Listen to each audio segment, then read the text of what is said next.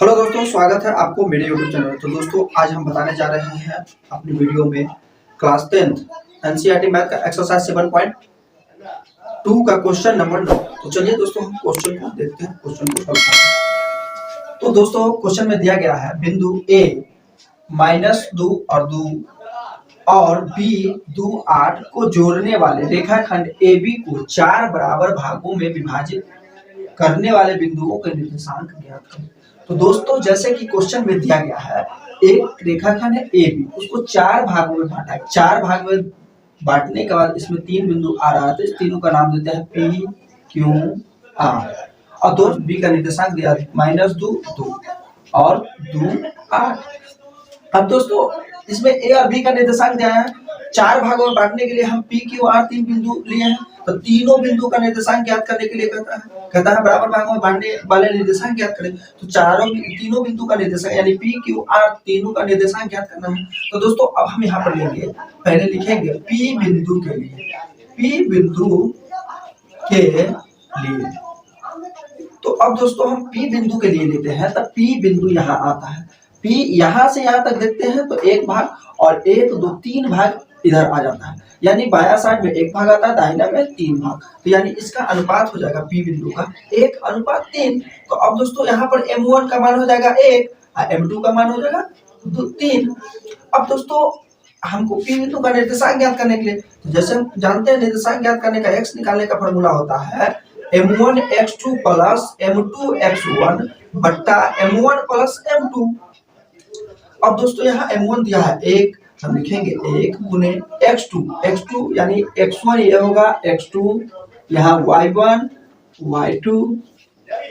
तो दोस्तों यहाँ पर m1 x2 दिया है 2 प्लस m2 दिया है 3 गुना इसका x1 दिया हुआ है माइनस का 2। अब बट्टा में m1 प्लस m2 यानी 1 प्लस 3, 2 को 1 से गुना करेंगे दोस्तों तो 2 प्लस 3 को -2 से गुना करेंगे तो माइनस का 6 और बट्टा 4। अब यहाँ पर दोस्तों आ गया, तो 2 में से -6 गया तो -4 बट्टा 4, तो कट के आ गया -1। तो दोस्तों x का मान निकल गया -1।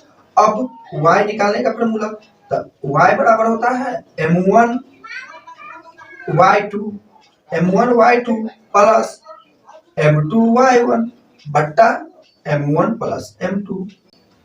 y बराबर हो जाएगा दोस्तों m1 यानी 1 y2 यानी 8 दिया हुआ है प्लस m2 3 गुने y1 का मान दिया 2 बट्टा 1 प्लस 3 बराबर 8 के 8 प्लस 3 दूना 6 बट्टा में 4। अब दोस्तों यहाँ पर हम करेंगे, जोड़ेंगे तो 8 14 बट्टा में 4, 2 से 2 दूना 4, 2 सत्ते 14 यानी 7 बट्टा 2। तो द्वितीय बिंदु के लिए निकल गया निर्देशांक -1 और 7 बट्टा 2। अब दोस्तों हम यहाँ क्यू बिंदु के लिए निकालेंगे, जैसे कि देख रहे हैं दूसरा बिंदु बटा क्यू। तो यहाँ पर हम लिखेंगे दोस्तों क्यू बिंदु के लिए। तो अब दोस्तों यहाँ पर हम देखते हैं क्यू बिंदु के लिए हो जाएगा। क्यू बिंदु जैसे कि यहाँ देख रहे थे, इधर से 1 2 भाग और इधर से 2 भाग, यानी इस क्यू बिंदु के लिए लगा लेंगे तो 2 भाग का 2:2। अब दोस्तों क्यू बिंदु का निर्देशांक यानी m1 हो गया, ये m2 हो जाएगा, यानी m1 बिंदु m2 बिंदु। अब x का मान निकालेंगे क्यू बिंदु के लिए, तो x बराबर होता है, फॉर्मूला यही रहेगा दोस्तों। तो फॉर्मूला में दिया है m1, तो m1 का मान भी यहाँ 2 गुना x2 का मान दिया है 2 प्लस उसके बाद m2 का मान भी यहाँ 2 गुने x1, तो x1 का मान -2 और बट्टा m1 प्लस m2 यानी 2 प्लस 2, यानी यहाँ पर हो गया 4, -2 को +2 से गुना करेंगे -4 बट्टा का 4। तो अब यहाँ पर आ गया दोस्तों 4 में 4 गया 0 बट्टा 4, यानी निकल गया इसका मान 0, यानी क्यू बिंदु के लिए x का मान निकला 0। अब दोस्तों यहाँ हम y का मान निकालेंगे, तो y का मान निकालेंगे तो y बराबर हो जाएगा, तो यहाँ पर दिया है m1, तो m1 का मान 2 गुना y2, तो y2 का मान यहाँ दिया हुआ है 8 प्लस m2 का मान 2 y1 का मान दिया है यहाँ 2 बट्टा में m1 प्लस m2 यानी 2 प्लस 2, यहाँ हो गया दोस्तों 8 दूना 16 प्लस 2 दूना 4 बट्टा 4 यानी 16 और 4 हो गया 20/4, 4 पंचे 20 यानी इसका y का मान हो गया 0 दोस्तों, सॉरी y का मान हो गया यहाँ पर 5 यानी दोस्तों Q बिंदु के लिए हो गया निर्देशांक इसका 0 और 5। अब दोस्तों हम R बिंदु के लिए निकालेंगे, यहाँ लिखेंगे अब R बिंदु के लिए, आर बिंदु के लिए निकालते हैं दोस्तों। हम यहाँ देखते हैं आर बिंदु यहाँ स्थित है, तो इधर से गिनते हैं तो 1 2 3 हो जाता है और एक भाग इधर यानी 3 भाग इधर है, एक भाग इधर है, तो यानी ये 3:1 हो गया, तो 3:1। अब दोस्तों यहाँ पर निकालेंगे तो आर बिंदु के लिए x का मान था, x बराबर होता है m1x2, तो m1 का मान दिया हुआ है यहाँ पर, यानी m1 का मान हो गया 3 और m2 का मान हो गया 1।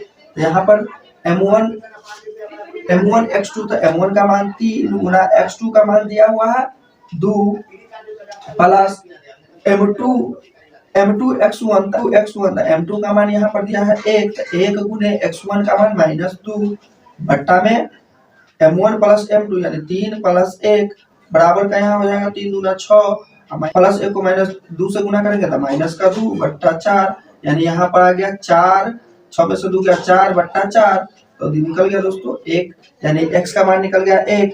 अब y का मान यहाँ पर निकालेंगे, y का मान होता है यहाँ पर m1y2, तो m1 का मान यहाँ पर दिया है 3 गुने y2 का मान यहाँ पर दिया है 8 प्लस यहाँ पर m2y1, तो m2 का मान 1, y1 का मान दिया है 2 बट्टा में दिया है m1 प्लस m2 यानी 3 प्लस 1, तो बराबर का यहाँ पर हो गया 24 अब प्लस 2 1 के 2/4। अब दोस्तों यहाँ पर हो गया 24 और 2 26/4, तो 2 से कट जाएगा, 2 दूनी 4, 13 दूना 26 यानी 13/2। तो दोस्तों इस तरह बिंदु के लिए निर्देशांक निकल गया 1 और 13/2।